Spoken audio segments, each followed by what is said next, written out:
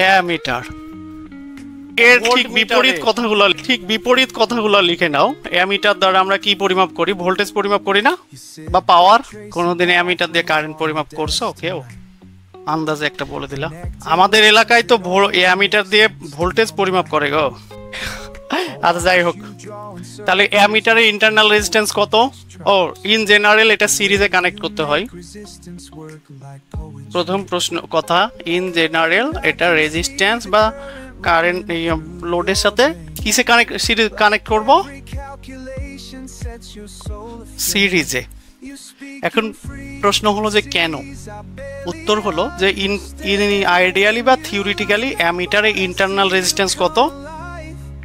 0 ohm. 0 কি বলো?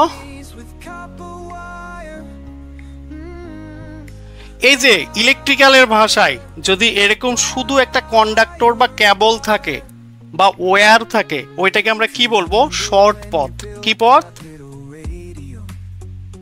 Short পথ। শর্ট পথের রেজিস্ট্যান্স কত হবে আইডিয়ালি? কত হবে? 0 ওহম। এখন দেখো যে আমার অ্যামিটারেরও ইন্টারনাল রেজিস্ট্যান্স কি ধরছি বলো? 0। তাহলে আমি এই জিনিসটা আসলে অ্যাকচুয়ালি দেখতে এমন না।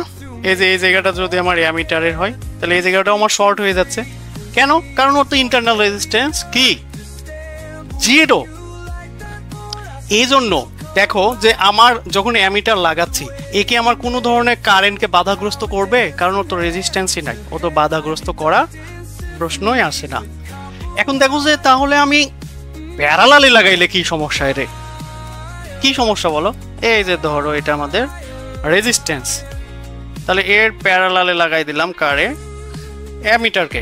এখন বলো এখান দিয়ে আমার 5 অ্যাম্পিয়ার কারেন্ট যাচ্ছিল, এই পথটা আমার কি পথ অ্যাকচুয়ালি? হ্যাঁ, তাহলে কি এই রেজিস্ট্যান্সের মধ্যে কোনো ধরনের কারেন্ট প্রবেশ করবে? ফলে আমার কি হবে?